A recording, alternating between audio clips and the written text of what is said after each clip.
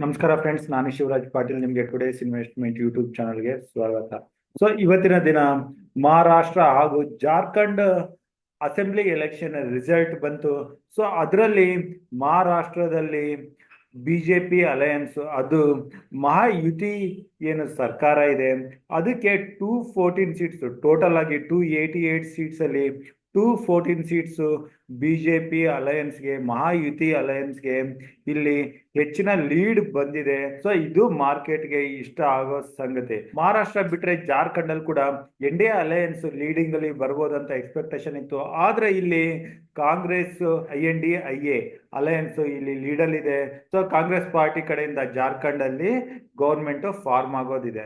So ಇಲ್ಲಿ ಮತ್ತೊಂದು important ಆಗಿ ನಾವು ನೋಡ್ಕೊಳ್ಬೇಕಾಗಿರೋದು, ಮಹಾರಾಷ್ಟ್ರದಲ್ಲಿ ಬಿಜೆಪಿ ಅಲಯನ್ಸ್ ಮಹಾಯುತಿ ಸರ್ಕಾರ ಏನು ಬಂದಿದೆ. ಸೊ ಈಗ ಮುಂದಿನ ಮುಖ್ಯಮಂತ್ರಿ ಯಾರಾಗ್ಬೋದು ಅಂತ, ಏಕನಾಥ್ ಶಿಂದೆ ಈಗಿನ ಮುಖ್ಯಮಂತ್ರಿ ಏನಿದ್ದಾರೆ ಅವರೇ ಮುಂದುವರಿತಾರ, ಅಥವಾ ಬಿಜೆಪಿನಲ್ಲಿ 120 ಹೆಚ್ಚಿನ ಸೀಟ್ ಬಂದಿದ್ದಕ್ಕಾಗಿ ದೇವೇಂದ್ರ ಫಡ್ನವೀಸ್ ಇವರು ಮುಖ್ಯಮಂತ್ರಿ ಆಗ್ತಾರ ಅಂತ ನೋಡ್ಬೇಕಾಗಿದೆ.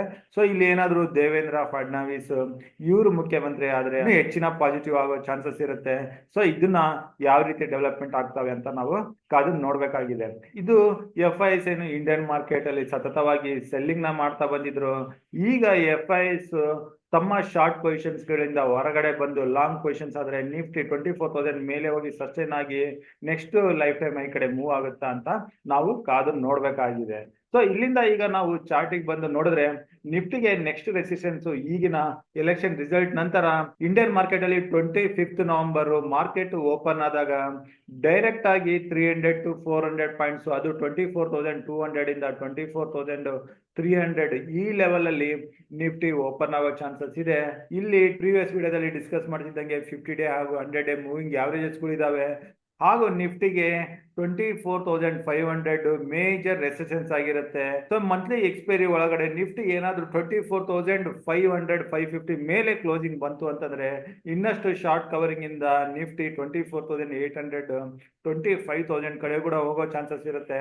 ಸೊ ನಿಫ್ಟಿ 24,200 300 ಅಥವಾ 500 ಅದೇ ಲೆವೆಲ್ ಅಲ್ಲಿ ಕನ್ಸಲ್ಟೇಷನ್ ಆಗುತ್ತಾ ಅಂತ ನಾವು ಕಾದು ನೋಡ್ಬೇಕಾಗಿದೆ. ಆದ್ರೆ ನಾವು ಪ್ರೀವಿಯಸ್ ವಿಡಿಯೋದಲ್ಲಿ ಡಿಸ್ಕಸ್ ಮಾಡ್ದಂಗೆ ಪ್ರೀಮಿಯಮ್ಸ್ ಹೈ ಇದಾವೆ. ಗ್ಯಾಪ್ ಅಪ್ ಓಪನಿಂಗ್ ನಂತರ ಅಗೇನ್ ಲಾಂಗ್ ನ ಚೇಂಜ್ ಮಾಡೋದ್ರಿಂದ ಪ್ರೀಮಿಯಂ ಡಿಕೆನಲ್ಲಿ ಆಪ್ಷನ್ ಬೈಯರ್ಸ್ಗೆ ಅಷ್ಟು ಪ್ರಾಫಿಟ್ ಆಗಲ್ಲ. ಸೊ ಅದನ್ನ ಕೂಡ ನಾವು ಗಮನದಲ್ಲಿ ಇಟ್ಕೋಬೇಕು. ಸೊ ಇಷ್ಟು ಹೇಳ್ತಾ ಇವತ್ತಿನ ವಿಡಿಯೋ ಇಲ್ಲಿಗೆ ಮುಗಿಸ್ತಾ ಇದ್ದೀನಿ. ನನ್ನ ಮುಂದಿನ ವಿಡಿಯೋ ಬರೋವರೆಗೂ ನಿಮ್ಗೆ ನನ್ನ ಕಡೆಯಿಂದ ಧನ್ಯವಾದಗಳು. Thank you.